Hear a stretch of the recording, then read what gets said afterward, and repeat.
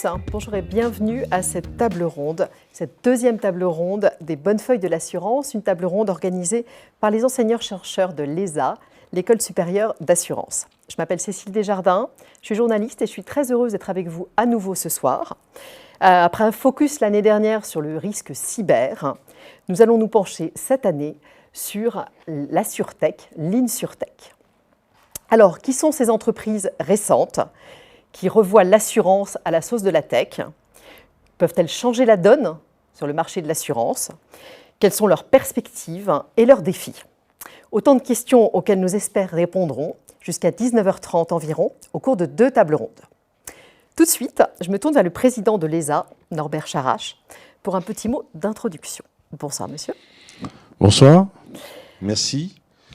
Alors, peut-être un mot sur l'ESA, tout d'abord? On va essayer.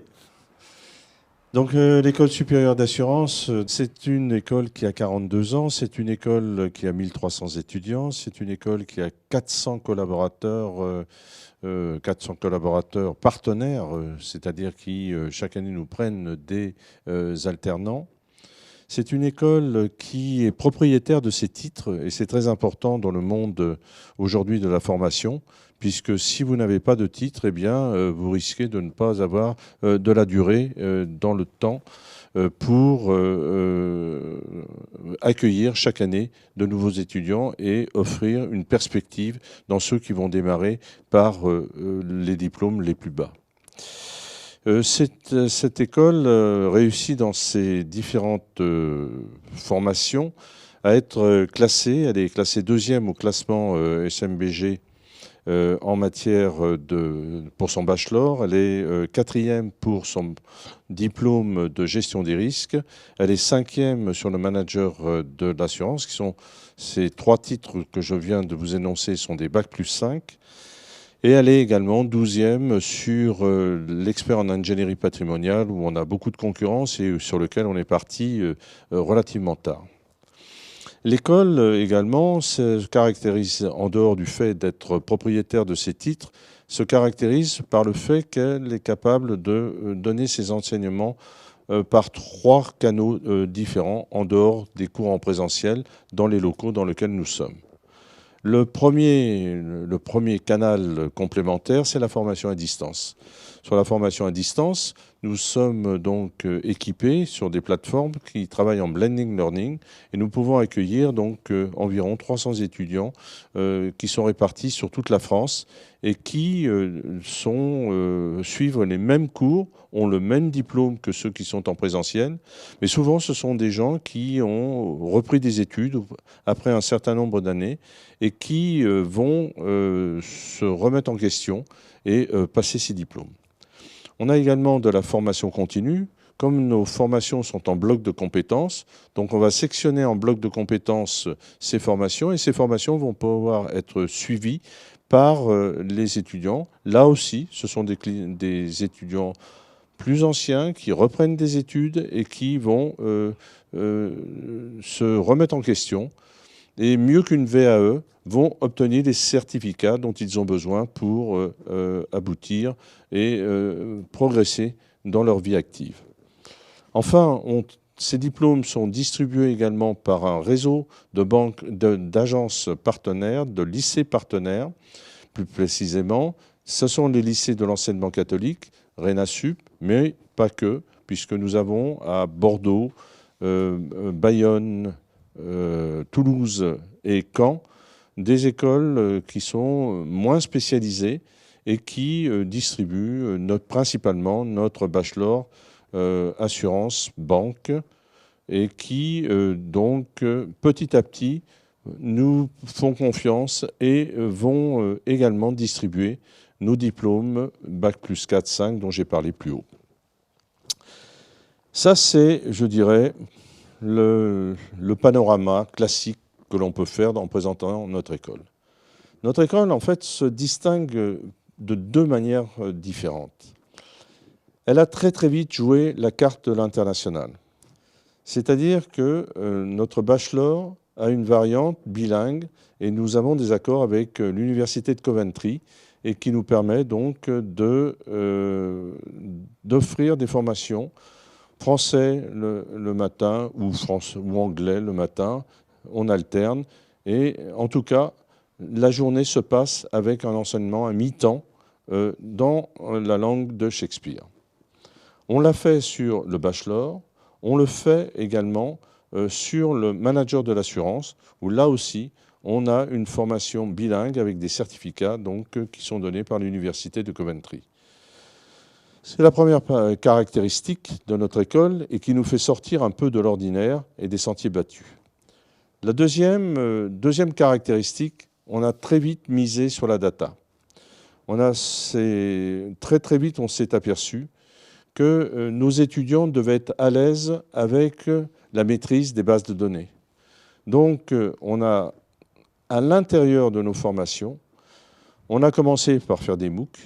Ensuite, on est maintenant sur des classes pseudo-virtuelles et nos étudiants vont travailler sur l'exploitation, l'exploration des bases de données, sur la gestion des bases de données.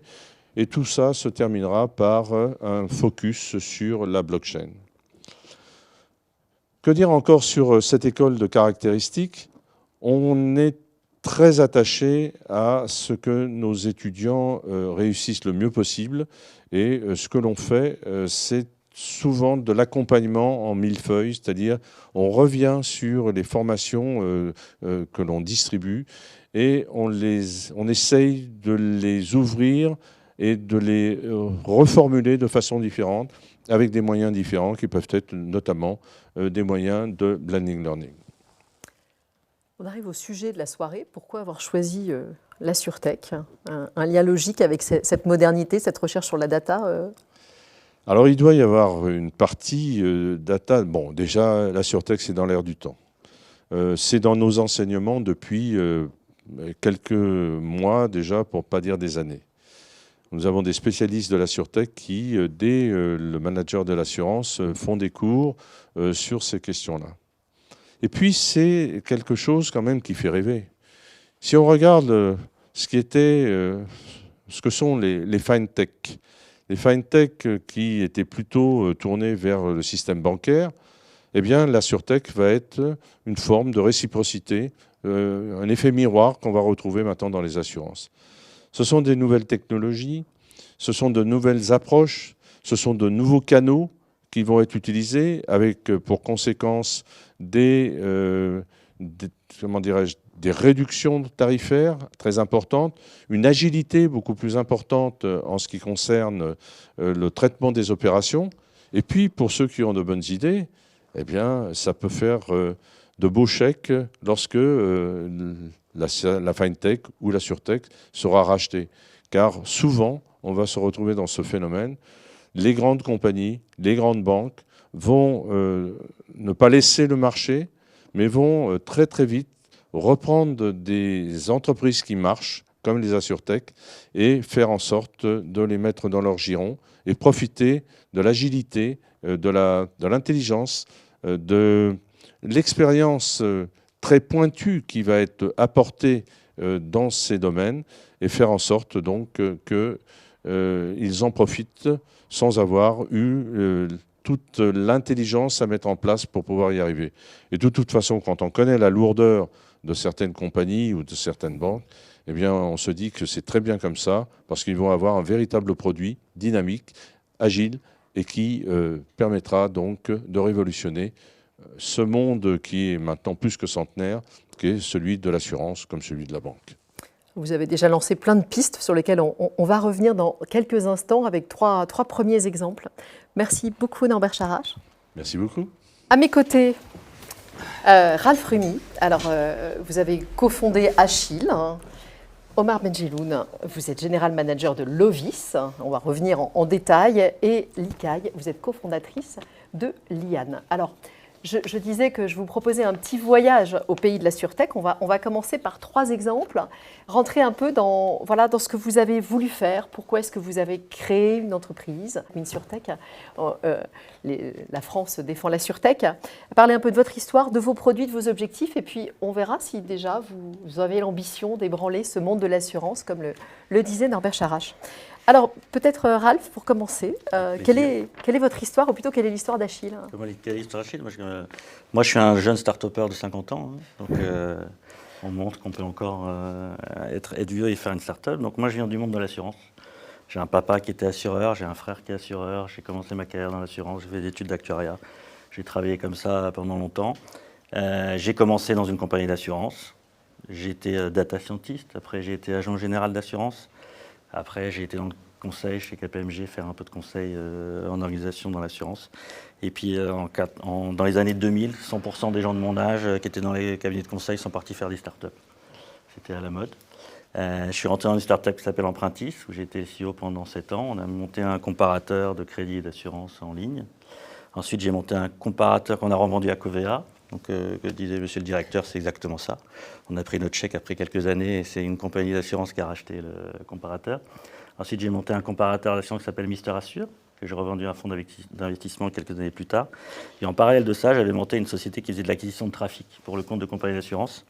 Et en fait, j'avais pas beaucoup d'argent à l'époque face aux mastodons qui achetaient du trafic et je me rendais compte que j'étais meilleur qu'eux pour les traiter. Du coup, j'ai, moi, été voir ces compagnies et ces comparateurs et je leur ai dit, écoutez, donnez-moi vos poubelles. Et puis moi, si j'arrive à les vendre, je vous donne 70% de ce que je gagne. Après 4 ans, on faisait 12 millions d'euros de chiffre d'affaires. On était dans pas mal de pays, donc ça marchait très bien. J'ai fait rentrer un fonds d'investissement qui s'appelle Ardian Capital. En 2015, on a créé la plus grosse plateforme d'affiliation française dans l'acquisition de trafic qui s'appelle Time One, que j'ai revendu en 2017 pour arrêter de travailler. Puis vous n'avez pas tenu. J'ai pas tenu. J'ai essayé, mais j'ai pas tenu. Alors racontez-nous, Achille. Donc à ce moment-là. Donc en fait, tout vient d'une soirée où mon histoire, c'est que j'ai fait beaucoup d'assurance. Après, j'ai fait de l'acquisition. Pendant 10 ans, j'ai fait beaucoup de tech. Acquisition tech, on faisait du mobile, on était très technologie. Et je me retrouve à une soirée d'assureurs 10 ans après, et je connaissais 90% des mecs. Ils me racontaient les mêmes histoires, ils avaient les mêmes problèmes que j'avais connus il y a 10 ans. Et moi, j'avais fait 10 millions de produits entre-temps. Et je me suis dit, je ne peux pas les laisser comme ça. Et puis, il y a quelqu'un qui vient me voir et qui me dit, t'as vu, il y a une boîte qui vient de se lever, elle s'appelle Alan, elle vaut 1 milliard, ils ont fait un truc incroyable. Donc moi, je me dis, putain, c'est génial, ils ont dû faire un truc de fou. Je suis rentré le soir, j'ai regardé, et je me suis dit, bah, c'est ce qu'on fait nous toute la journée comme technologie, nous, aujourd'hui. Donc, ils ont pris la technologie d'aujourd'hui au service de l'assurance. Donc, je me suis dit, bah, c'est ce qu'on va faire. On a eu le courage d'aller demander un agrément. Ça faisait 35 ans qu'un agrément n'avait pas été demandé avec les branches qu'on a demandées. Et puis, 6 mois après, un dossier de 1600 pages, on a été accrédité par la Banque de France et on est devenu une vraie compagnie d'assurance. Dès le départ, on a décidé d'être multiproduits. Donc, on vend de l'habitation, de la santé, du chien-chat, de la PNO, ça c'est dès le premier jour. Et on a 2 modes de distribution. Moi, je me considère comme un vieil assureur qui utilise les technos d'aujourd'hui. Donc, c'était hors de question que je fasse que du online. Il y a 70% des contrats aujourd'hui qui sont vendus sur les réseaux de distribution traditionnels avec des agents, des courtiers et autres. Et donc, Achille, c'est quoi? C'est du B2C sur le site achille.com où on vend nos produits et du B2B où on fabrique des produits pour des courtiers grossistes, pour des courtiers de proximité, pour plein de choses. Pour plein de personnes. Aujourd'hui, vous êtes combien? Voilà, parce que ça fait à peine, je n'ai pas compté, mais 4 ans, 5 ans, même pas? 4 ans? Ah non, ça fait 1 an qu'on commence à produire. Un an de production, d'accord. C'est bien, si on a l'impression que ça fait 4 ans, c'est que j'ai réussi mon pari. Le temps d'agrément déjà, oui, un peu gratuit. Non, ça fait 1 an et demi qu'on a eu l'idée de créer cette boîte. Ça fait 1 an qu'on produit. On a fait 100 000 contrats en 1 an. On est 50 collaborateurs. On a fait 45 millions d'euros de primes émises. La prochaine étape, c'est quoi? La prochaine étape, c'est Sky is the limit. Non, l'international bientôt. On est en train de... Déjà, demain ou après-demain, on lance l'auto. Donc c'est un gros marché. On en parlait tout à l'heure sur le balcon. On sait que c'est un gros morceau, l'auto. Et l'ouverture de l'Espagne, de l'Italie, de l'Allemagne, on est en cours de mise en place. Et 300 000 contrats avant la fin de l'année prochaine, et puis beaucoup plus. Alors, on reviendra sur voilà, vos objectifs et votre aspect challenging pour le marché. Mais je me tourne vers Omar. Donc, vous êtes General Manager de Lovis. Alors, un peu d'histoire sur Lovis aussi. Vous faites quoi? Et quand est-ce que vous êtes lancé?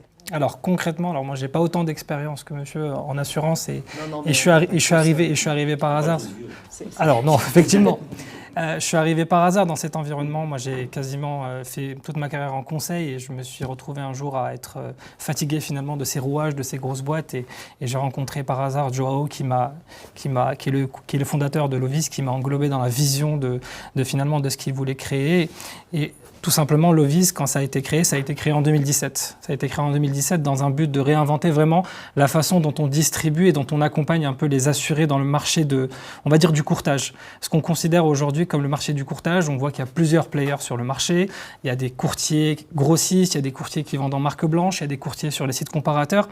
Et aujourd'hui, on est un peu noyé dans la masse. Et en fait, ce que voulait faire Joao, c'est de créer, finalement, de repenser, de réimaginer finalement cette expérience qu'un client souhaite quand il achète un produit d'assurance. Nous, ce qu'on veut, c'est pas simplement distribuer un produit d'assurance, mais tout simplement accompagner un client de bout en bout dans toutes ces problématiques de vie liées à l'assurance.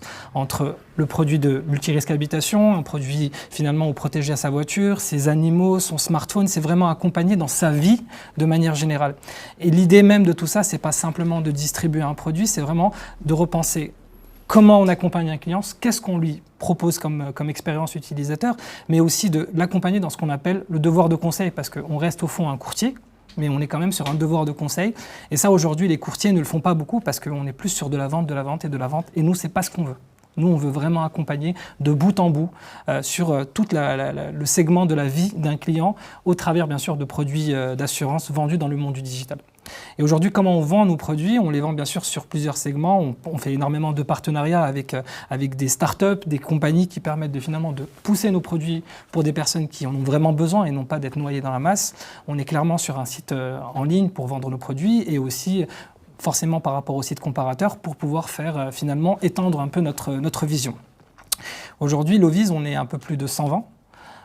Donc on est basé à Paris, mais aussi au Portugal, avec une ambition forcément d'avoir une équipe qui soit la plus transverse possible.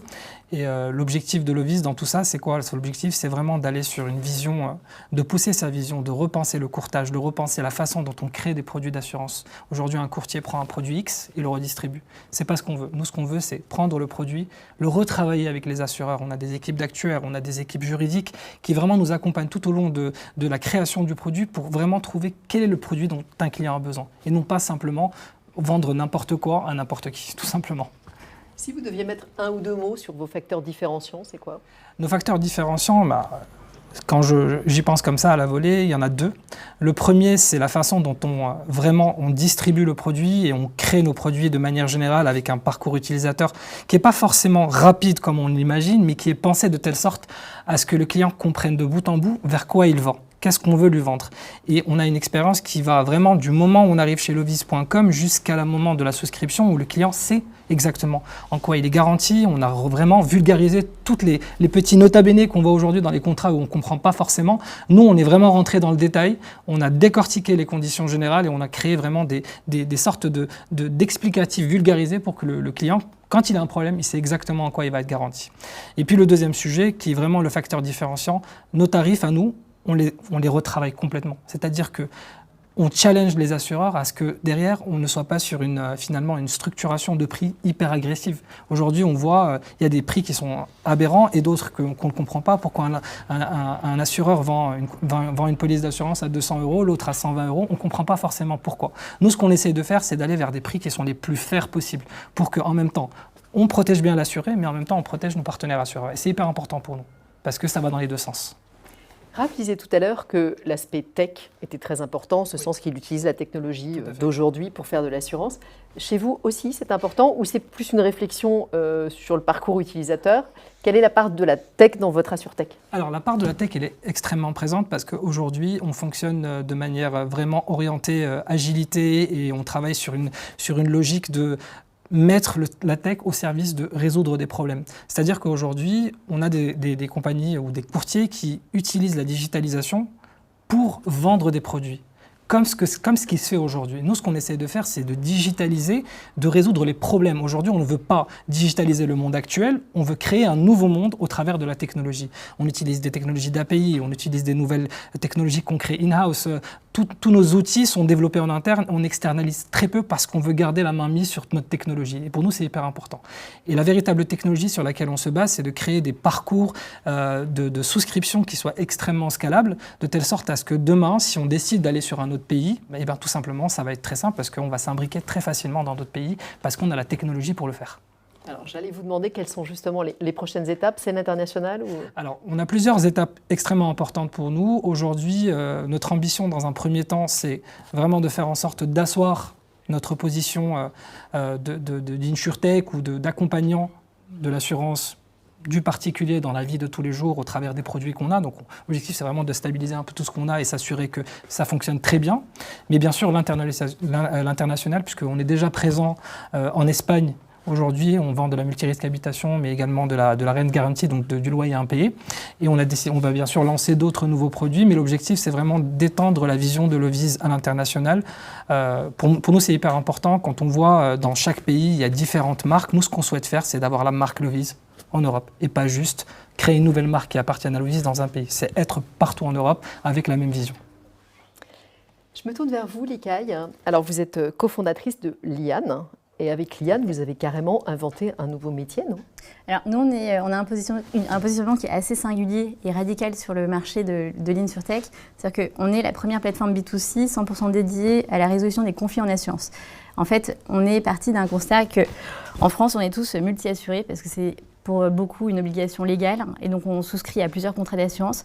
Malheureusement, personne ne maîtrise le contenu de ces contrats et généralement, les gens ont des très mauvaises surprises au moment du sinistre parce que c'est à ce moment-là où on découvre soit qu'on est mal couvert, soit la qualité et le manque de réactivité et c'est là où on lit les petites lignes.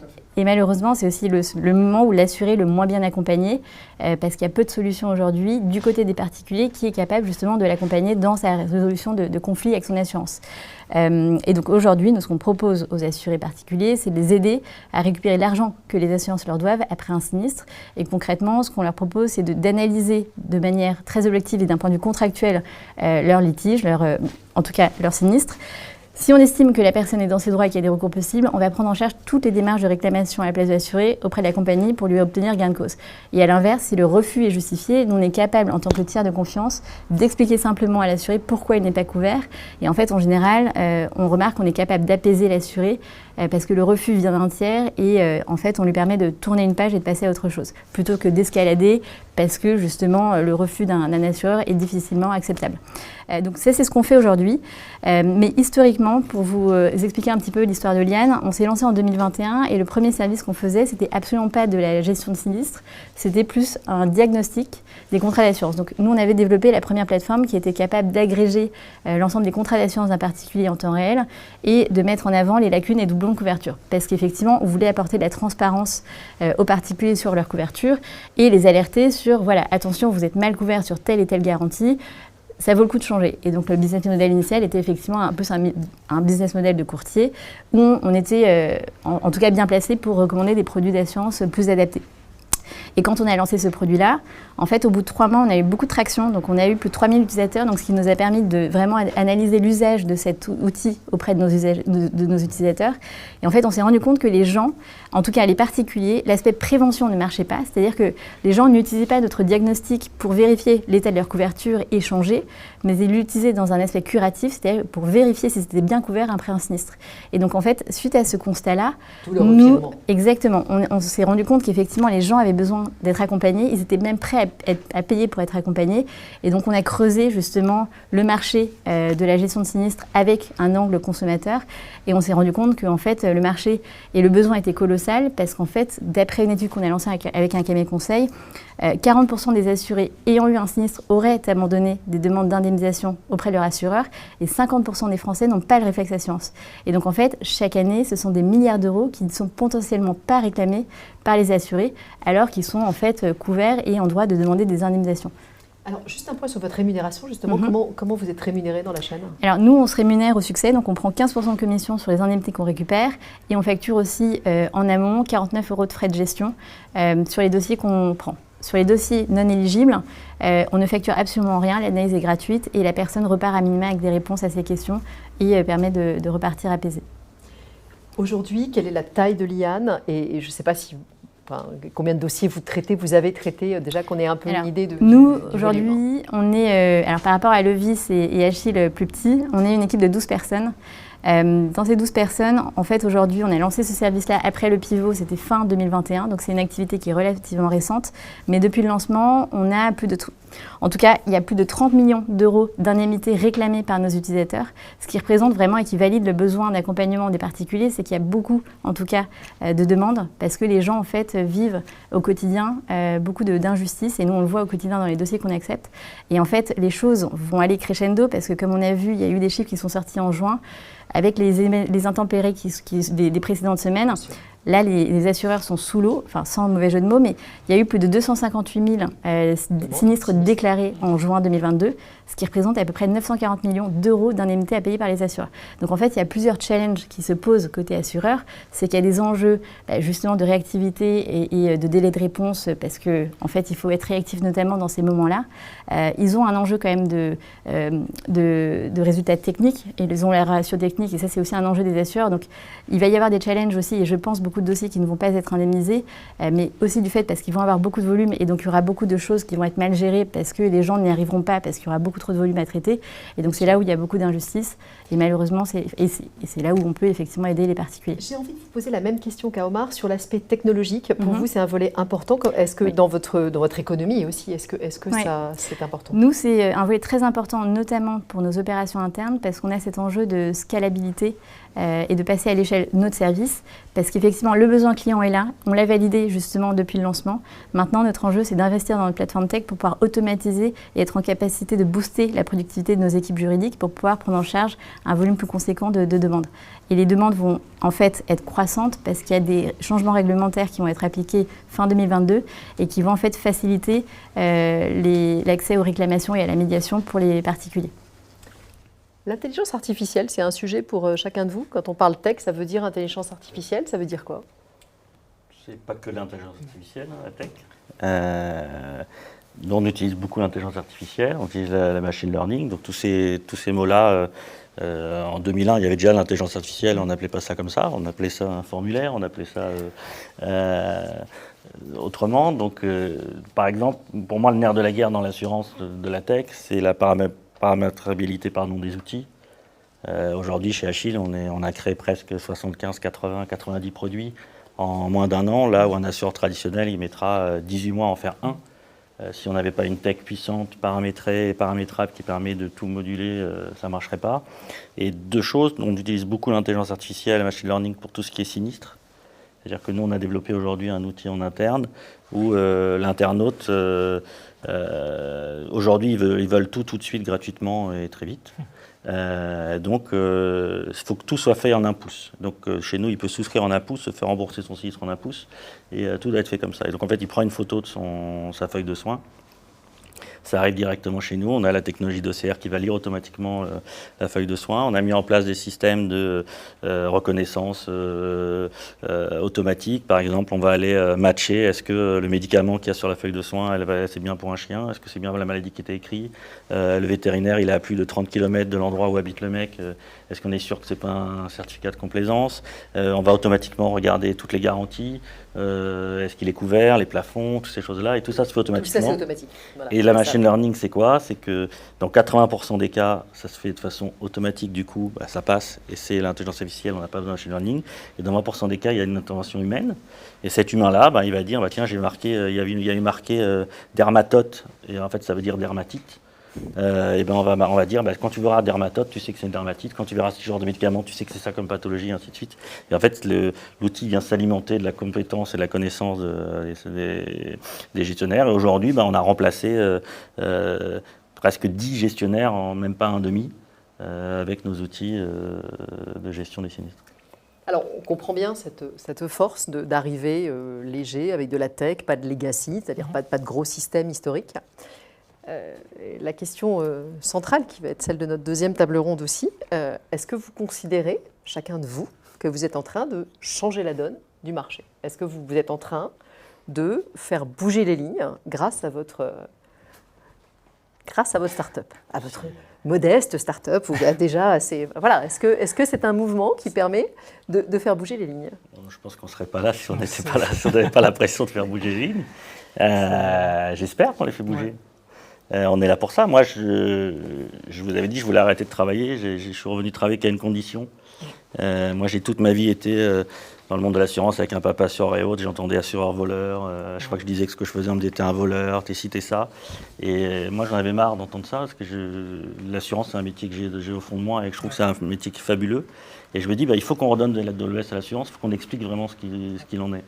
Et donc, ça passe par les petites lignes. Donc, il faut que tout soit transparent, il faut que la personne, elle sait ce qu'elle paye.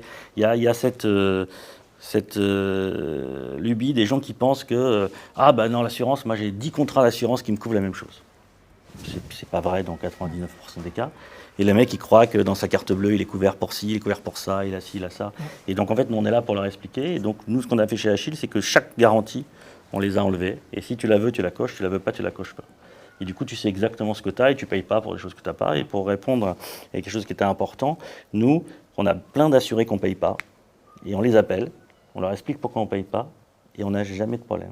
Ce qu'ils ne veulent pas, les assurés, c'est qu'il a fait tomber sa télé.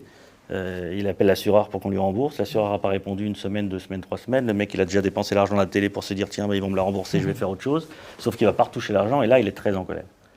Et donc, en fait, aujourd'hui, d'expliquer, d'appeler les gens, de leur dire t'es pas garanti, mais voilà pourquoi t'es pas garanti. Nous, on leur apporte des services supplémentaires. On leur dit t'es pas garanti pour ta télé, mais est-ce que c'est un enfant de ton voisin qui l'a fait tomber, fait jouer sa RC? On leur explique ce qu'il doit faire et ainsi de suite. Et donc, tout ça permet de faire avancer les choses. Omar, est-ce que tu changes aussi la donne? Moi, j'ai une perspective assez simple de cet univers. Comme je disais, je suis assez récent dans l'environnement de l'assurance et mon expérience en tant qu'assuré de manière générale, elle reflète également la façon dont j'essaie de mettre en place les choses chez Lovis. L'idée même de ce qu'on fait, et là où je trouve ça hyper intéressant, et c'est ce que disait Raph, c'est qu'on est sur une dynamique qui est totalement différente de celle des assurés. Moi, je discute avec des assurances, puisqu'on est courtier, donc forcément, on a plus de 10 partenaires assureurs, et je vois exactement comment ils fonctionnent, et c'est effectivement compliqué pour eux d'avancer aussi vite que nous. Enfin, je ne dis pas ça pour se vanter, mais effectivement, c'est la réalité. Nous, quand on met 3-4 mois à mettre en place quelque chose, même un nouveau produit, et je trouve que ça fait beaucoup, eux, ils mettent 18 mois. On est déjà sur une dynamique qui est totalement différente. Et puis, au-delà de tout ça, pour moi, il y a un sujet qui est core dans la façon dont les assureurs aujourd'hui vendent leurs produits. Ils vendent des produits qui fonctionnent depuis des vingtaines d'années. À aucun moment, ils n'ont mis au centre de leur réflexion ce que veut vraiment l'assuré. À aucun moment. Ils n'ont pas été sur le terrain, discuter avec eux, essayer de comprendre finalement c'est quoi leur vraie problématique. Et je pense que c'est là notre véritable force, c'est que nous, on n'est pas en train de vendre un produit, on est en train d'essayer de régler le problème des gens. On pense problématique, on ne pense pas vente. C'est ça la véritable différence. Quand on voit dans les parcours comment ils ont été pensés, ceux d'Achille, ceux de Lovis, même ceux de Alan, ils ont été pensés pour l'utilisateur et non pas pour l'assuré ou même le courtier. L'objectif, c'est d'expliquer, de mettre en confiance et de rassurer et de résoudre les problèmes des utilisateurs. Déjà, dans un premier temps, si on arrive à faire ça, on a déjà gagné. C'est déjà une approche, rien que dans l'approche, elle est différente. Une chose très importante, par exemple, chez Achille, quand on s'est créé, on avait 6 salariés, il y avait 3 UX. Voilà. Il y avait 3 personnes à plein temps qui étaient là juste pour comprendre qu'est-ce que l'utilisateur veut, qu'est-ce qu'il cherche. Alors que dans des compagnies d'assurance, ils sont 2000 et ils ont un UX. Ils sont sur une autre stratégie. On joue pas dans le même jeu. On joue pas le même jeu. Oui, c'est sûr. Nous, on est clairement le poil à gratter des assureurs. Donc, on change un peu la donne. On a bien senti là, la petite défense. Non, après nous, effectivement, on change la donne dans le sens où on a un positionnement quand même assez militant, assez pro-consommateur. Et du coup, nous, notre vocation et notre mission, c'est d'aider le plus grand nombre à comprendre ces contrats d'assurance et à les faire respecter. Ensuite, ce qu'on veut faire, c'est rééquilibrer les rapports de force entre assureurs et assurés, parce qu'effectivement, aujourd'hui, le rapport de force est complètement déséquilibré et encore plus au moment du sinistre, parce qu'aujourd'hui, en tant que particulier, on ne maîtrise pas le langage juridique. Face à une armée de juristes qui est en face, on n'a pas été à l'origine de l'écriture des conditions générales, donc on les maîtrise encore moins. Donc on ne connaît pas ces droits. Et donc nous, on a vocation justement à chambouler le marché et donner des outils pour permettre aux particuliers de reprendre un petit peu le pouvoir, et notamment dans cette industrie qui a longtemps été trustée et qui est dominée par les plus puissants. Vous avez dit, vous avez employé le mot poil à gratter, même peut-être plusieurs fois. Comment les assureurs, la question est valable pour les trois, comment les assureurs vous voient? Est-ce que vous sentez que, franchement, vous les grattez un peu? En fait, d'un point de vue très court-termiste, oui, parce qu'on va toucher à leur ratio sinistre sur prime, parce qu'on va aller faire payer les assureurs sur des dossiers qu'ils ont refusés et qui potentiellement n'auraient jamais pu aboutir.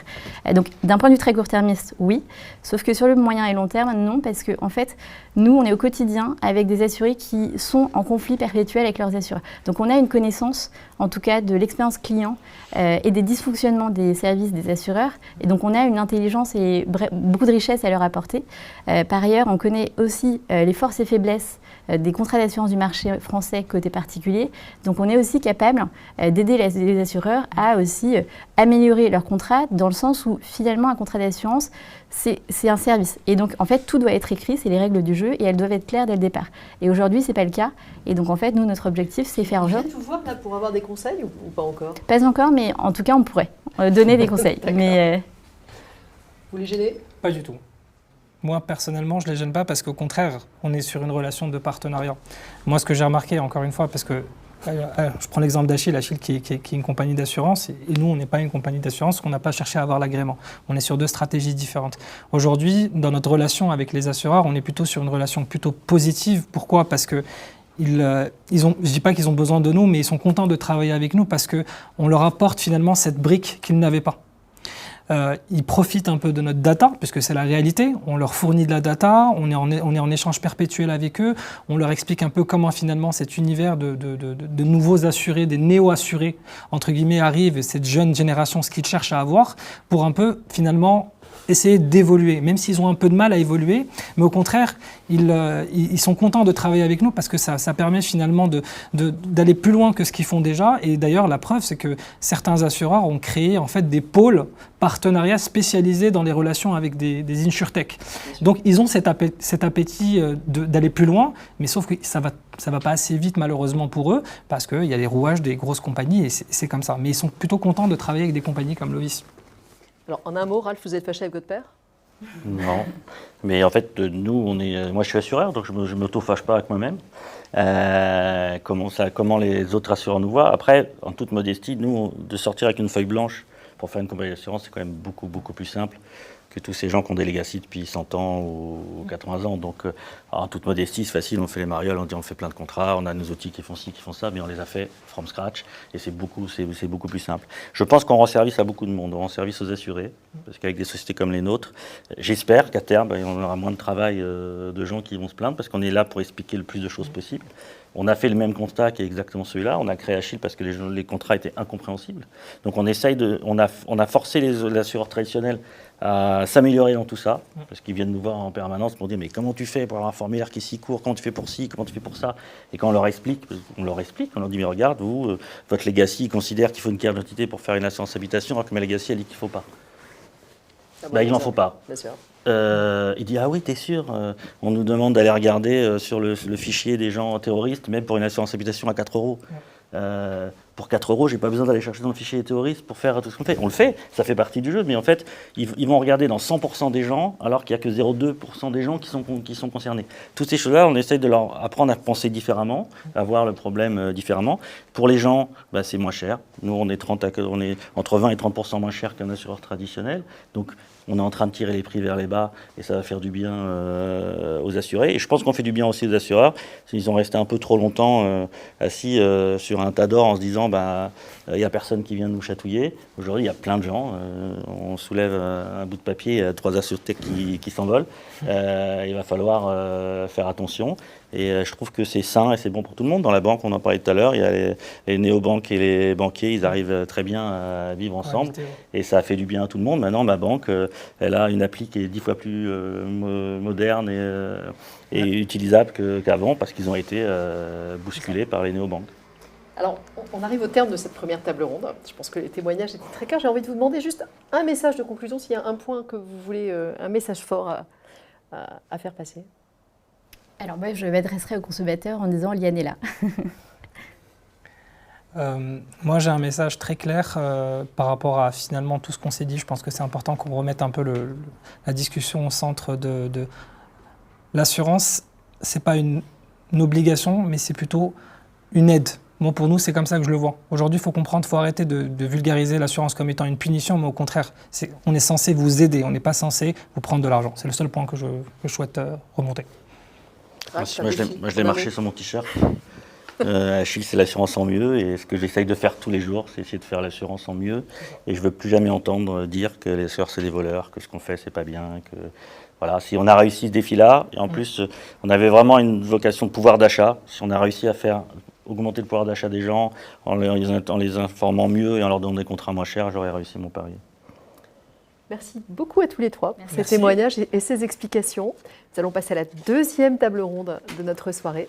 Je vais vous laisser, en effet, quitter la scène. Est-ce que les consommateurs sentent ces forces? Est-ce que le marché, enfin, les consommateurs, donc les particuliers, en sont conscients, ou il y a encore une grande tradition, une grande fidélité aux assureurs Enfin, les assurés, quand tu dis consommateurs, c'est les assurés. on est d'accord. Non, en effet, il y a quand même des points de force des insurtechs, c'est cette réactivité, c'est cette capacité d'innover, cette capacité de faire beaucoup plus vite, avec moins de coûts. Après, l'avantage pour l'assuré, je pense qu'il est clair, en tout cas sur le papier, puisqu'il y a quand même une vraie réduction des coûts, donc un gain d'efficacité. Donc ça veut dire que la prime, théoriquement, pourrait être plus basse, donc l'assuré augmenter son pouvoir d'achat. Également, et ça c'est clair, on le voit, il y a quand même une vraie valeur à ce que l'assuré comprenne ce dont il est en train de souscrire, soit plus accompagné dans son sinistre, accompagné plus rapidement, ça c'est clair. Après, c'est vrai qu'il faut garder en tête qu'il y a quand même beaucoup d'inertie dans le monde de l'assurance. Et il y a des taux de churn qui sont quand même assez faibles. Les gens restent quand même fidèles à leur assureur. Donc ça aussi, c'est quelque chose aussi à prendre en compte dans les forces et faiblesses des insurtech. C'est que les assureurs traditionnels ont encore quand même un gros stock, une grosse masse d'assurés, et qu'on ne change pas d'assureur tous les 4 matins. Peter, Elias, toutes ces nous pouvons en garder chacun un, c'est le miracle de la technique. C'est le miracle du live. Voilà. Toutes ces nouvelles sociétés qui viennent frapper à la porte de Finance Innovation, quelles sont ces forces pour toi? Leurs forces? Disons qu'ils ont une technologie beaucoup plus adaptée. Ils sont beaucoup plus, on va dire, agiles. Aujourd'hui, on peut apercevoir Achille aujourd'hui, qui a révolutionné un peu le marché de l'assurance en moins d'un an. Je crois qu'il avait fait en 6-7 mois plus de 50 000 contrats, je crois. 100 000 en un an, donc voilà, c'est ce genre d'agilité. Ça part très fort. Alors ça, c'est un cas particulier. Ce n'est pas toutes les startups.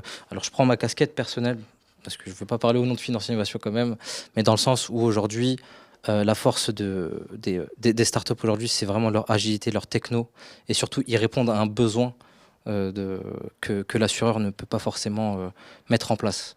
Voilà, ça c'est un peu leur force. Au niveau des faiblesses, je vais reprendre ce qu'a dit Esdine, et je suis tout à fait d'accord avec lui. C'est comme un enfant, c'est la fougue de la jeunesse. Donc c'est la fougue de la start-up aujourd'hui, c'est l'euphorie, c'est créer quelque chose, une idée, en sortir quelque chose. Et dans le sens où aujourd'hui, vous avez une start-up qui peut sortir un produit, mais n'a pas forcément les partenaires adéquats et va se scratcher malheureusement, où on a des personnes comme Senna ou Descartes aujourd'hui qui ont cartonné en ayant une idée pure player justement sur leur marché, donc que ce soit sur l'assurance paramétrique ou l'assurance non-vie aujourd'hui. Voilà, c'est ce genre de marché où ils répondent vraiment à un besoin de la société. Léopold, quand on regarde du côté des entreprises, parce que là, en fait, on a pas mal parlé de particuliers, il y a d'ailleurs beaucoup plus d'assurtech qui s'adressent aux particuliers que d'assurtech qui regardent l'attente, la demande des entreprises. Est-ce que tu as vu des choses bouger? Est-ce qu'il y a des offres? Est-ce qu'il y a des attentes? Est-ce qu'on a juste un décalage temporel, ou est-ce que ce sont deux marchés, sous-marchés différents? L'observation qu'on peut faire, c'est finalement quand on a typiquement les marchés de l'assurance qui se retirent, qui se sent mal sur des familles de risques sur lesquelles il est plus confortable. Je pense aux enjeux de... Peut-être un point de contexte. En effet, en ce moment, il est clair que les grands assureurs se retirent de pas mal de risques d'entreprise. Des risques d'entreprise, je pense aux risques climatiques, des risques climatiques sur lesquels ils sont plus confortables. Essayer d'assurer un hôtel près de plage, ça va être compliqué. Essayer des actifs qui seraient en Floride, ça va être très compliqué. Des actifs sur les enjeux cyber en ce moment, c'est très compliqué. Et donc effectivement, les entreprises classiques qui, jusqu'à maintenant, avaient finalement un marché de l'assurance qui était assez étayé, qui produisait beaucoup de capacités, qui avait de l'appétit, eh bien, ils se retirent. Et du coup, finalement, c'est un peu le paradoxe. Et après 10-15 ans de travail au corps, notamment des courtiers, pour que les entreprises s'assurent, eh bien maintenant, les assureurs disent « Ah ben non, moi là j'ai peur, ça me fait mal et je ne comprends pas bien et j'ai peur des risques systémiques ». Et donc du coup, à ce moment-là, eh bien, s'il y a une nouvelle offre, et même si ce sont des acteurs plus petits, avec moins de visibilité, avec des bilans et des capitaux propres peut-être moins forts que ce qu'on a vu jusqu'à maintenant, eh bien, le fait qu'il y ait une alternative, à ce moment-là, ça constitue quelque chose d'intéressant pour les entreprises, les grands groupes.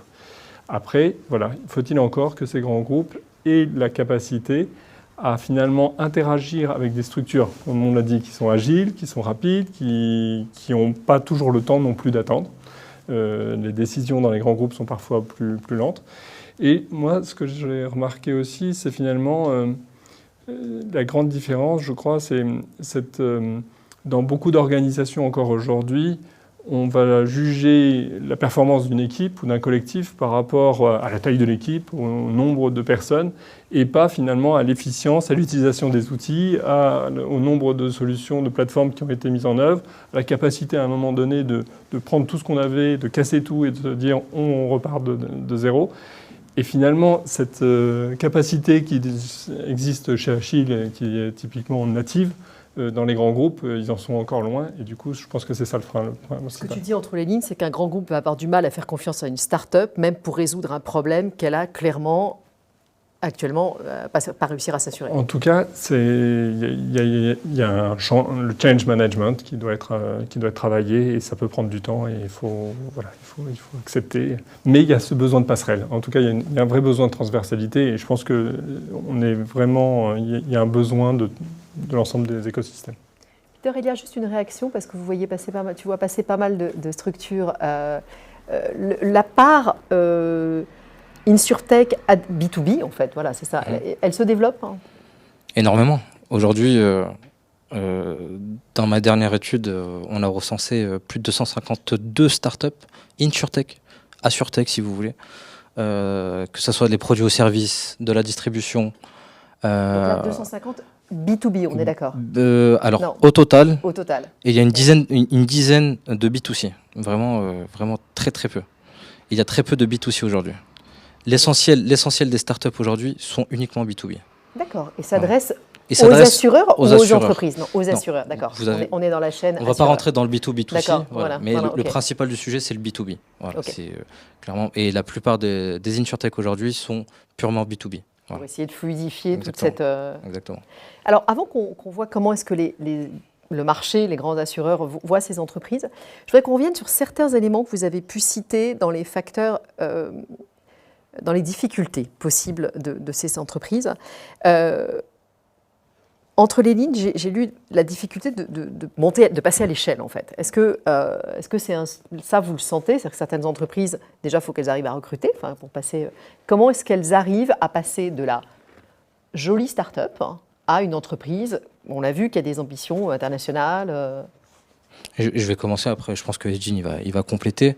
Mais en tout cas, avant de passer à l'échelle, c'est établir un bon business plan, je pense. Un bon modèle économique, déjà.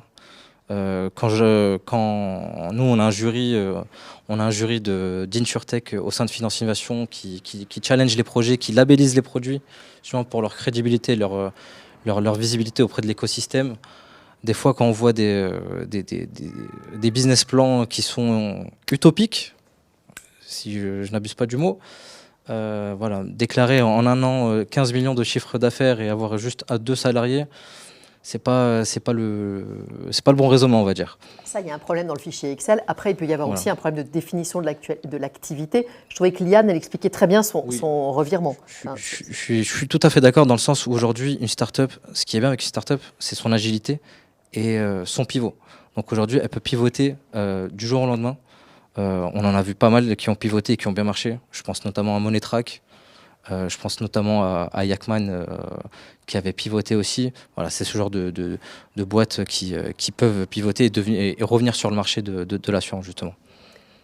Et Zedine, en complément sur le passage à l'échelle, c'est quoi les points importants? Alors, bon, j'ai écouté la première table ronde de manière très attentive et c'est vrai que le terme de scalabilité a été employé aussi bien par chacun des intervenants, qu'il soit...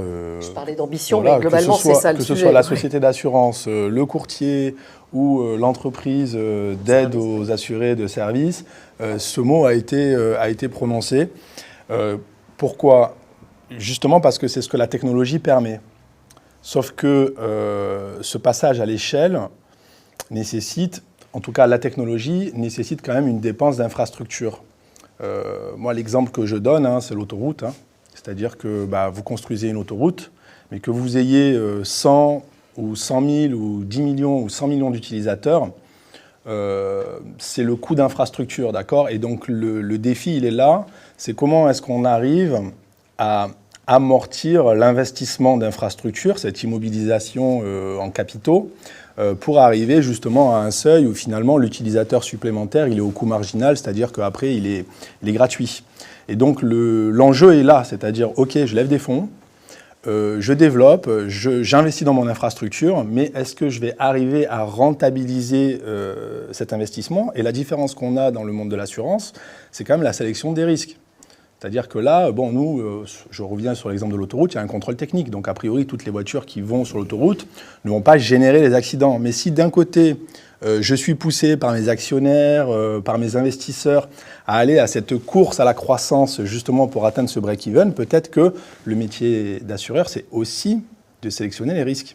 Et donc, j'ai deux forces qui viennent en contradiction. Augmenter la taille de mon portefeuille le plus rapidement possible. Et donc, forcément, peut-être que je vais devoir arbitrer, en tout cas, sur la quantité et la qualité.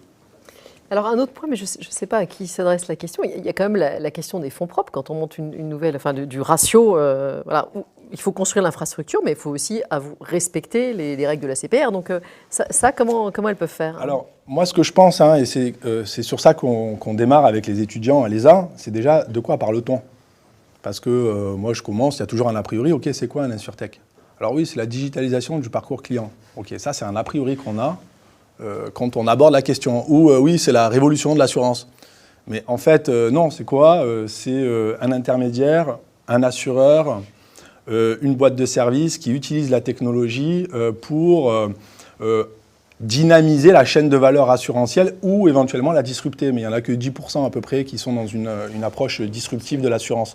Donc déjà, quand on est société d'assurance, quand on est courtier, quand on est une entreprise qui apporte du service, eh bien les exigences de capitaux propres ne sont pas les mêmes. Et je pense que quand on parle de Sénat ou de Achille, on ne parle pas d'un courtier ou quoi. Ça dépend après la taille des courtiers. Ça ne veut pas dire qu'il n'y a pas de gros courtiers, mais ce n'est pas la même chose. Donc il faut arriver... Comme dans le secteur bancaire, on a un peu utilisé à tort et à travers le terme de néobanque, sauf que le terme banque est protégé, et pour avoir le statut de banque, que nous dit le Code monétaire et financier, c'est on collecte des dépôts, on donne des moyens de paiement et on octroie des crédits. Mais si vous donnez simplement des moyens de paiement et vous faites de la collecte, vous n'êtes pas une néobanque. Et à mon sens, si vous n'avez pas d'agrément de société d'assurance, vous n'êtes pas une néo-assurance.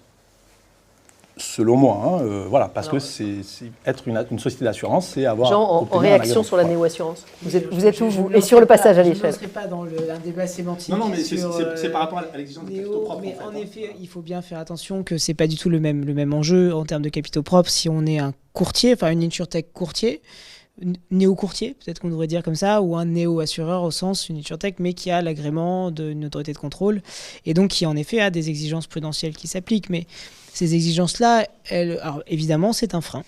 On va pas se mentir, parce que c'est des capitaux propres à lever, puisque alors on peut trouver aussi des solutions pour limiter ce coût en capital et ce frein du capital. Notamment nous chez Sénat par exemple, on utilise beaucoup la réassurance, qui a plein d'autres avantages, mais qui est un des premiers avantages, c'est aussi de réduire le coût en capital des primes qu'on souscrit, hein, parce que plus j'ai de croissance, plus j'ai d'exigences de capitaux. Mais même, tu vois, avec ces moyens-là, on garde quand même toujours un reliquat de risque et donc une exigence de fonds propres qui va en face. Mais si on essaye de positiver ça, alors c'est peut-être parce que je suis un ancien ACPR que je vais essayer de positiver la réglementation, hein, j'en sais rien, mais tu vois, tu disais par exemple tout à l'heure, mais oui, alors ton autoroute et le contrôle technique, si vous faites n'importe quoi, en fait, vous allez vous cracher sur l'autoroute ou autre. Je ne suis pas de bagnole, mais j'ai compris la métaphore.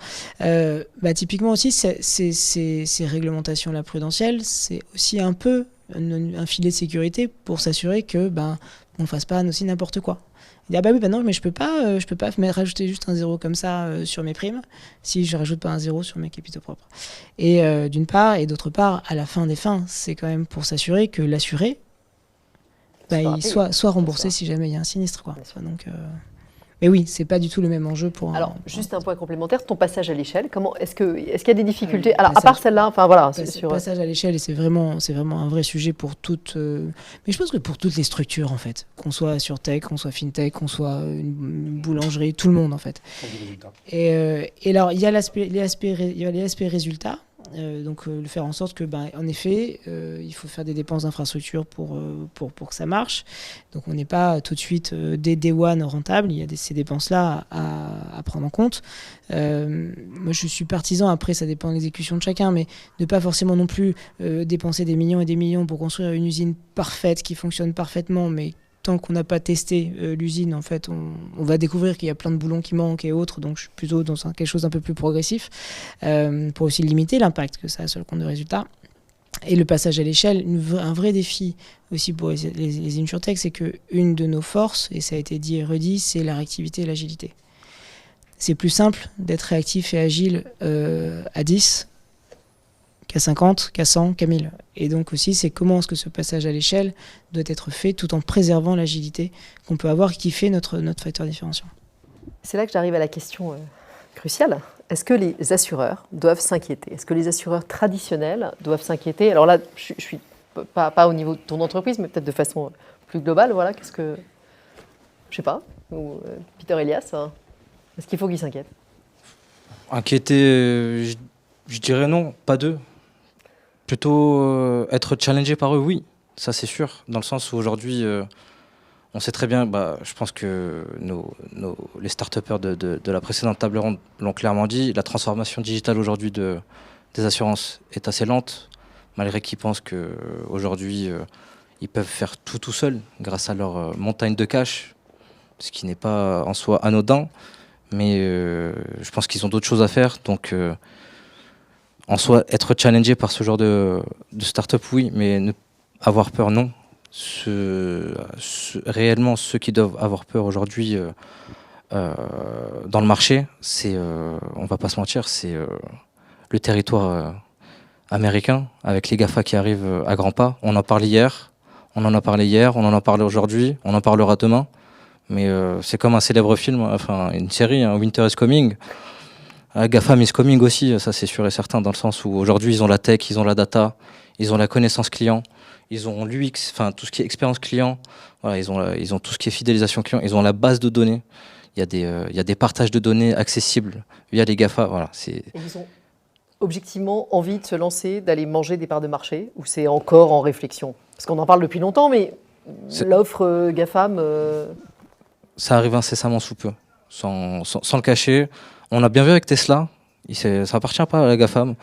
Je pense que même GAFAM, on pourrait dire Gamma, parce que Facebook a changé, c'est devenu Meta, et c'est encore pire, c'est un rayon Gamma. Voilà, c'est assez délicat. Mais en tout cas, on peut voir Tesla qui a déjà développé son propre produit en assurance auto, et je pense qu'on devrait déjà s'inquiéter vis-à-vis des assureurs. Voilà. Jean, la même question. Sur la première partie, sur est-ce que les assureurs traditionnels doivent s'inquiéter des AssurTech, je suis plutôt d'accord avec Peter Elias. S'inquiéter, je trouve que le terme est très très fort. Ce qu'il ne faut pas, c'est qu'ils se mettent des œillères. et ça a été dit lors de la première table ronde, et je pense que c'est indéniable, la SurTech, en tout cas, a une influence sur la manière de voir l'assurance, sur la manière de souscrire un contrat, sur la manière de qu'est-ce qu'on attend aussi de son assureur ou de son courtier. Et donc, clairement, ça fait peut-être bouger un peu les attentes, sans faire bouger forcément les contrats. Et donc ça, c'est sûr que les assureurs traditionnels, et on le voit, ils éprouvent une certaine curiosité pour ce monde-là, et ils veulent voir comment est-ce qu'ils peuvent s'adapter. Alors, c'est plus compliqué parce qu'un des avantages de la SurTech, c'est qu'on n'a pas de dette technique. Hein. Donc, c'est beaucoup plus facile que... Après, voilà, le terme 5T, moi, je suis toujours un peu plus mesuré. C'est des structures qui existent depuis très longtemps, qui en ont vu passer des crises, qui ont toujours su montrer qu'ils arrivaient à s'adapter. Donc, je ne pense pas qu'ils veulent s'inquiéter. Sur les GAFAM, c'est très dur, j'ai pas de boule de cristal. Bon, pourtant, les acteurs sont censés prédire l'avenir, calculer l'avenir, mais alors, je ne dois pas être très bon. Je sais pas, j'ai l'impression que ça fait 10 ans qu'on parle des GAFAM qui vont arriver sur l'assurance. On en parlera demain. Je suis peut-être un peu en mode don't look up, peut-être. Mais j'imagine des mecs de Google calculer des SCR et faire de l'Solva 2, ça me fait bizarre un peu, tu vois. Mais en tout cas, par contre, ils ont une force de distribution, ils ont une base client, ils ont des données. Et donc, mais là aussi, est-ce que c'est pas plutôt des partenariats avec des assureurs existants, plus que de se lancer from scratch de moi-même, j'attaquerai les autres. Mais ça, honnêtement, c'est que l'avenir qui nous le dira. Et Céline, tu as déjà répondu un petit peu tout à l'heure, mais je te repose la question quand même en direct. Il faut avoir peur, il faut ne pas avoir d'œillères. Enfin voilà. Tu te situes où sur la ligne? Si on considère les organisations et les entreprises comme des organismes vivants, j'ai toujours considéré la peur comme étant une maladie du cœur. D'accord? Donc il ne faut pas avoir peur. Ce qu'il faut, c'est ouvrir les yeux, analyser, observer et regarder les données dont on dispose. Moi, ce que j'entends là tout à l'heure, c'est que par exemple sur le risque climatique, même les assureurs ont peur. Et ça, c'est embêtant. On a eu des déclarations. Capitalisation des 30 plus gros assureurs mondiaux, c'est un peu plus de 2000 milliards de dollars. OK ? Et donc, on ne veut pas aller sur le risque climatique. Quid de la capitalisation des GAFAM plus Tesla ? On est à 8500 milliards de dollars. Donc, au-delà de, je dirais, la puissance de la donnée, la puissance de la technologie, il y a aussi une puissance financière qui permet d'assurer. Voilà. Et moi, c'est plutôt là-dessus, c'est-à-dire c'est sur cette dimension-là qu'il faut voir. C'est-à-dire qu'à un moment donné, si on s'amuse à mettre les choses en perspective et qu'on regarde un peu ces animaux-là, ces êtres vivants, OK, les insurtech, c'est tout petit. OK ? C'est une fourmi. Les assureurs, c'est un peu plus conséquent, d'accord ? Mais les GAFAM, c'est 4 fois plus gros. OK ? Sur combien ? 6 boîtes. On a dit d'un côté, il y a les 30 plus gros assureurs, d'accord ? Ils sont 4 fois plus petits que les 6. Donc, partant de là... Ils vont aller sur l'assurance. Ça, c'est leur stratégie. Voilà, ça, c'est leur stratégie, mais on voit bien qu'ils ont envie d'aller sur tout. Voilà. Ils veulent aller sur la monnaie, je veux dire, on l'a vu. Alors maintenant, on a peut-être une solution, c'est qu'il y a quand même des barrières à l'entrée, notamment des barrières à l'entrée en ce qui concerne l'octroi de licences. Donc peut-être qu'à un moment donné, il y a quand même un parapluie possible qui est de dire non, vous ne rentrez pas parce qu'on sait que si vous rentrez, vous allez tout manger. Donc on ne fait pas rentrer le loup dans la bergerie. Voilà, et donc si vous voulez... C'est quand même utiliser la concurrence, enfin la réglementation comme... Mais bien sûr, mais ça s'appelle des barrières à l'entrée réglementaires. À un moment donné, on ne va pas se mentir. Hein. Je veux dire, les normes européennes, ça sert aussi à ça. Et c'est tout à fait normal qu'on veuille protéger notre économie, nos entreprises, nos emplois, nos modèles. Et donc, si vous voulez, en tout cas, c'est ce que j'essaye de faire passer aux élèves de l'ESA, c'est que plutôt que voir justement, d'avoir peur et de voir les insurtech comme étant une menace pour les assureurs historiques, eh bien en fait c'est plus une opportunité d'avoir justement cette brique technologique peut-être qui leur permettrait de pouvoir éventuellement faire face. Léopold, peut-être une réaction sur, là, toujours avec l'angle un peu plus entreprise. Hein, les GAFAM, a priori, ne s'intéressent pas tant que ça aux entreprises, ou ça pourrait aussi être un... Ouais, elles en sont quand même des grands fournisseurs, donc elles les connaissent mieux qu'on peut sans doute le penser et le voir. Moi, simplement, ce que j'aimerais remettre en perspective, c'est d'un côté, on a ces assureurs qui sont des êtres résilients, hein, pour un grand nombre d'entre eux, ils sont plus que centenaires. Les organisations plus que centenaires, il y a quelques organisations historiques, mais il n'y en a pas tant que ça finalement. Leur capacité à s'adapter, j'en ai pas trop de doute. Et je pense que les insurtech, les fintech, font un peu office de poisson pilote pour les emmener dans certains changements peut-être, et certaines eaux peut-être où il y a moins de profondeur. Mais quelque part, les insurtech, de ce que j'en vois, on a besoin quand même de cette solidité financière notamment. Et donc en ça, on a besoin de ces acteurs historiques. Et c'est surtout, moi, c'est mon côté risk manager qui parle, mais on voit la résilience et la force de son partenaire assureur quand il y a une vraie tempête. Et donc finalement, tant qu'on n'a pas vécu de grosses tempêtes, on peut penser ce qu'on veut. C'est qu'une fois qu'on a eu vraiment le choc, c'est là où on peut se dire le mât est bon, la voile est bonne et la coque était solide. Et donc finalement, voilà, je pense qu'il faut attendons un petit peu. Ça... Après, ils sont toute la partie, il ne faut jamais oublier la partie gestion d'actifs des assureurs aussi, gestion des retraites. Il y a des fonds d'actifs qui sont colossaux et beaucoup de ces investissements sont aussi dans ces fameuses sociétés technologiques. Donc, indirectement, ils n'en sont pas si éloignés quand même que ça. Après, moi, ma perception, c'est que je pense que tant que ces acteurs de la technologique arrivent à générer beaucoup de cash et à conserver une vitesse de croisière qui est bonne, ils n'ont pas besoin d'aller s'embêter avec des problématiques d'ACPR, de machin. Ils préfèrent leur indépendance, être dans des terres complètement vierges, ils font ce qu'ils veulent. Bon, de temps en temps, ils se font rattraper par la patrouille parce qu'ils ont oublié que c'était pas bien. Mais voilà, globalement, ils ont des belles terres devant eux. Donc c'est un peu la chasse à l'or. Hein, donc. Je vais revenir, tu parles de poisson pilote et en gros de cette relation entre les assurtech et les assureurs traditionnels. Comment est-ce que vous la voyez évoluer si on se projette, même pas à très long terme. Tout à l'heure, Norbert Charache évoquait toutes ces fintech qui ont été brillamment vendues. Alors est-ce que là, très prochainement, toutes ces entreprises vont être achetées? Est-ce que c'est des partenariats? Comment vous voyez évoluer ce microcosme de l'assurance? Peter Elias. Juste pour revenir un peu juste avant, parce que ça va être dans mon discours. Aujourd'hui, les assurtech aujourd'hui apportent une nouvelle fraîcheur en fait à cet écosystème assurance. C'est de l'innovation, que ce soit de l'expérience client, de la gestion de sinistres, du process, etc., etc. Ça apporte une nouvelle fraîcheur.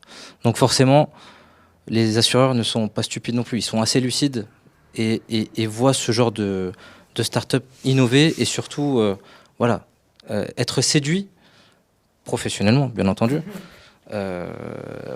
pour cette start-up. Donc forcément, ils vont nouer des partenariats stratégiques. Pour moi, aujourd'hui, quand on entend des Alan qui valent des 2,7 milliards aujourd'hui, c'est une estimation de marché, attention, encore une fois, ils ne seront pas rachetés à ce prix-là, on ne sait jamais. Voilà. Mais quand on entend des chiffres technologiques aussi, être deux licornes, ce sont quand même deux belles licornes, hein, à 1,5 milliard et 2,7. Voilà. Je ne pense pas qu'aujourd'hui, un assureur souhaiterait racheter ce type d'entreprise. Maintenant, quand on a des insurtech comme Descartes ou Sénat aujourd'hui qui ont établi des partenariats soit avec Generali, soit avec AXA, soit avec Verspiren, soit avec Garant.me, voilà. Aussi, ils nouent aussi des partenariats entre startups. Tu pourras en parler un peu plus si tu veux par la suite. Ou sinon avec des grands comptes où ils sont mandatés justement pour créer leurs produits. Voilà. Donc c'est ce genre de partenariat win-win au final. Parce qu'au final, l'assureur va prendre moins de risques à créer un produit. Et au final, ce sera la start-up qui aura plus de visibilité. Et donc, avec tout ce qui est matière de communication, etc., ils vont pouvoir être de plus en plus visibles et séduire beaucoup plus d'entreprises aujourd'hui à leur actif. Voilà. Jean, vous êtes à vendre? Je ne sais pas, en tout cas, ce qui se passera sur les rapprochements capitalistiques ou autres. Encore une fois, je n'ai pas de boule de cristal. J'ai pas l'impression qu'il y en a eu beaucoup en assurance, mais bon, j'ai pas de boule de cristal. Par contre, je vais rebondir sur le partenariat, et c'est vrai que c'est à un moment quand on prend un peu de recul, c'est vrai que les traditionnels, quand on regarde leurs forces et leurs faiblesses, quand on regarde les forces et faiblesses des AssureTech, en fait, il y a une vraie complémentarité. Là, pour parler un exemple plus Sénat et perso, nous, on a des partenariats évidemment avec des startups courtiers, parce que là, il y a une affinité culturelle assez proche et donc ça peut aller très vite. On a des partenariats avec des courtiers traditionnels aussi, parce que ils ont une expérience, ils ont un réseau, donc ça nous intéresse, ils aiment notre agilité et on le fait. Mais aussi, on a pas mal de partenariats, et c'est hyper important pour nous, avec des acteurs traditionnels que sont les réassureurs. Et potentiellement demain, des assureurs qui, pareil, pourront apporter leur expérience, aussi leurs données. On est tout jeune chez Sénat, ça fait genre 2 ans et demi qu'on doit commercialiser des produits d'assurance, donc eux ils ont plus de données, ils ont plus de recul, ils ont un vrai bilan. Dans ce bilan, il y a plein de risques, donc ils ont une mutualisation de leurs risques que moi je n'ai pas aujourd'hui. Et ils ont du capital, en fait ils savent, ils sont meilleurs que moi en gestion de bilan. Donc moi mes réassureurs, quand je me tourne vers eux, je fais ok, en effet je te passe mon risque, parce que tu es meilleur que moi si je te passe une partie de mon risque. Et eux, ils viennent chercher chez moi le fait que, côté un peu poisson-pilote, j'aime bien cette expression, mais c'est vrai que mon agilité, proximité avec certains acteurs et autres, et cette capacité de leur apporter des affaires qu'ils ne pourraient pas forcément les apporter eux-mêmes. Et ces relations symbiotiques, partenariales, entre des acteurs qui ont des forces et des faiblesses qui se compensent, ça, ouais, j'y crois assez. Léopold, comment tu vois ces partenariats, ce microcosme, quelle évolution tu vois Il y a aussi une évolution, c'était cité tout à l'heure par Ezzedine, on est aussi à une rupture peut-être de la facilité financière. Ça peut jouer dans les prises de participation en tout cas. Ouais. Je pense ce qui est intéressant, si on regarde d'autres industries, il y a des acteurs qui vont effectivement à un moment donné faire un coup, vendre une structure, et puis finalement se disent bon allez c'est bon, je vais faire du golf et m'occuper de mes enfants, et puis très vite qui vont avoir envie de revenir. Et généralement ce qui est intéressant, c'est que ceux-là ils sont plus attirés par le fait de partir avec un gros chèque parce que ils l'ont déjà eu. Et donc du coup là, ceux-là je les observe avec beaucoup d'intérêt parce que eux ils sont détendus. Et en fait, ils ont envie de faire quelque chose de plus puissant. Et du coup, ceux-là, je pense que c'est vraiment intéressant de les observer parce qu'ils peuvent aller bien plus haut que les autres. Ceux qui sont plus opportunistes, bon, voilà, ils vont se faire acheter. Après, je me souviens d'une conférence où j'avais été un peu heurté et choqué par un grand industriel qui expliquait qu'effectivement, il prenait des participations dans les startups, il regardait si la startup était bonne, il l'absorbait pour tuer tout de suite le concurrent de demain. Et ça, je trouvais ça affreux. Et je pense et j'espère qu'on n'observera pas ça. Voilà, c'est un souhait. Alors, un mot, Ezzedine, sur cette évolution, puis après on passera à la conclusion plus générale, peut-être tous les deux, mais avant sur toi tu paries, rachat, partenariat, poisson pilote, quelle serait ta formule? Moi j'ai beaucoup aimé poisson pilote et surtout relation symbiotique. Pourquoi? Parce que, je vous l'ai dit, les organisations sont des êtres vivants. Et les êtres vivants qui sont le mieux dans leur environnement, donc dans le marché concurrentiel, qui sont le mieux dans le marché, sont celles qui sont le plus adaptées, le mieux adaptées à cet environnement-là, notamment dans les relations qu'elles peuvent entretenir avec les diverses parties prenantes avec lesquelles elles ont affaire. Et donc, ce positionnement-là, il est intelligent, c'est-à-dire que c'est de l'intelligence organisationnelle. C'est-à-dire que si une organisation arrive à développer justement une symbiose dans son environnement, avec l'ensemble de ses parties prenantes, eh bien, ça sera source de pérennité pour elle. Parce qu'elle va se rendre indispensable et utile à cet environnement. Puisque dans l'environnement, chaque organisme a une fonction. Merci beaucoup à tous les trois. Je propose de rester là. Je vais conclure avec Ezzedine. Mais si vous restez là, vous pouvez rester là.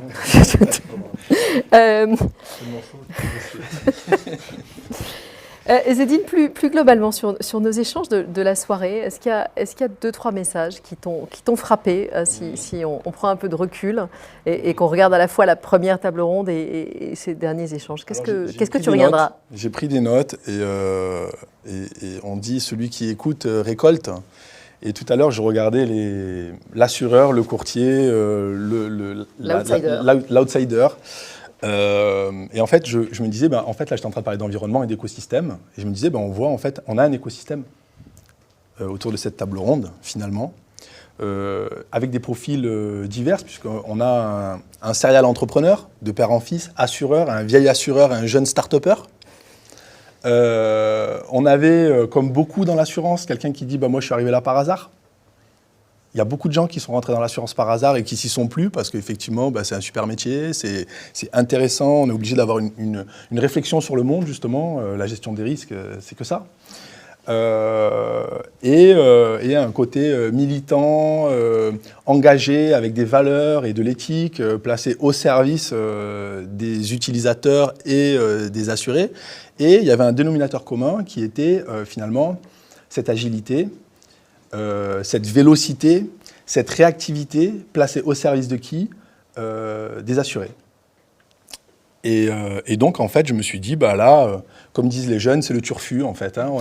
On est en train de regarder dans l'avenir, finalement, et on est en train de voir l'assurance de demain. Et ça tombe bien, puisque c'est le titre de la table ronde. Et je pense que ce soir, vous avez vraiment été au top, parce que finalement, vous nous avez permis, pendant ce temps-là, de regarder un petit peu dans le futur. Et on n'a pas la boule de cristal, donc on a réfléchi ensemble. Voilà. Je pense que c'est ça que j'avais envie d'ajouter. Une toute dernière question. Elle est pire encore. Vous allez m'aider peut-être, d'accord. Effet de mode, changement d'époque. Alors, j'ai envie de dire à toute époque, effet de mode. D'accord ? Donc ça fait partie de l'époque qui est de la mode. On entend parler de... tout à l'heure, Ralph le disait, il y a 10 ans, des algorithmes, on en faisait. Moi, c'est ce que je dis aux élèves. Mais un algorithme, une recette de cuisine, c'est un algorithme. Le terme algorithme, il date du XIe siècle. Donc, bien sûr qu'à chaque fois, on sort des termes parce que ça permet de créer des tendances. Fintech, AssureTech, blockchain, crypto, smart contract. Et puis, à chaque époque, il y a des effets à la mode. Maintenant, ce qui est indéniable, c'est que l'informatique a révolutionné et révolutionne et révolutionnera tous les secteurs. Tous les secteurs. La santé, le droit. Aujourd'hui, on peut faire avec du machine learning, faire de l'analyse de jurisprudence avec une intelligence artificielle.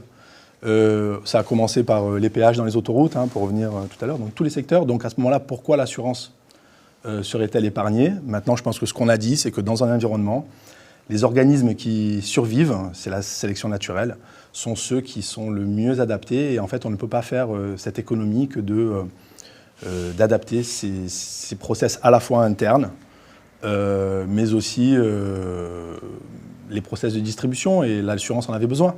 On a gagné en fluidité, il y a un temps considérable qui a été rattrapé, donc on est dans l'air du temps, qui suit le train de l'informatique et de ces... À l'époque, on disait les NTIC, je me souviens, les nouvelles technologies de l'information et de la communication, c'était ça le mot à la mode. Et en fait, ça n'a pas changé. Oui, mais je crois que les jeunes ne connaissent plus le mot. C'est pareil en fait. Voilà. Merci beaucoup Ezzedine. Merci à tous les trois. Merci à tous de nous avoir suivis ce soir. C'était la deuxième table ronde des bonnes feuilles de l'assurance. Et rendez-vous dans un an.